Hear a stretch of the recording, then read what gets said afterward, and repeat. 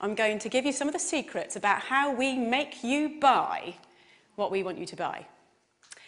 So as a marketer, when I'm first giving you a product, what's my job? Well, my job is to make you want it, to crave it, to need it, to think that it is the best innovation in food since sliced bread. But how do we do it? Well, I'm going to give you a really big example later that I'm going to break right down for you. But let's just start by looking at a few fun little things. So here we have Shreddies, an old favourite, been around for years, very popular in the UK and Canada. Without changing a single little thing about that product, they remarketed them, rebranded them as brand new diamond-shaped Shreddies. Food marketing genius right there. In the 1950s, there was a very important innovation in food. The instant mix cake, one of my personal favourites. When they were first brought out, all you needed to do was to add a little bit of water. Who's not going to love that? Well, actually, no one loved it. No one bought the bloody things. So they did a bit of research. And what they found was that the main consumer, the target consumer, the housewife, felt that it was cheating. They didn't want to pass off such an easy thing as their own baking to their partners, their husbands, their families, whatever. So what did the producers have to do? They had to make it harder. So now you had to add water and an egg. And sales exploded. But these examples, these are just chicken feed compared to what I really want to talk about tonight, and that is chickens and pigs and cows. So when we think about where chickens, etc. come from, we think about something a bit like that.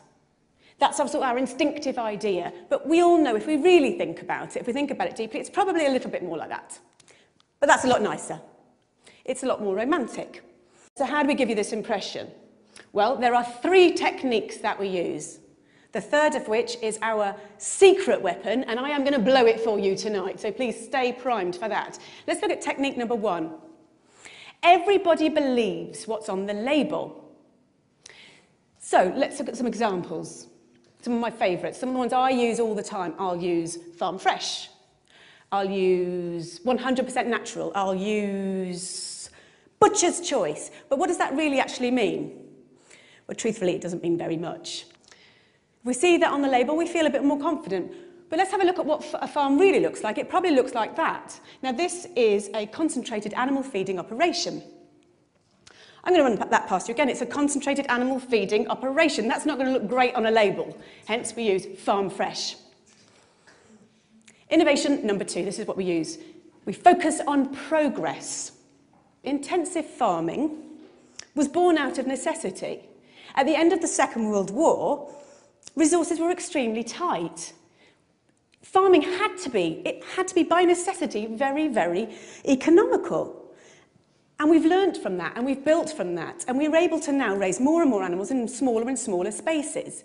So we've got extremely good at it. If we looked at a room of about this size, and this were turned into a chicken barn, it's a 100-seat theatre, how many chickens could we probably fit in this room now? I'm going to say about 4,000. It's pretty impressive, isn't it? It'd probably look a little bit like that. Now, the public aren't going to be massively keen on that idea, and it's my job to make them feel a little bit better about it. So how do I do it? Well, a basic principle of marketing.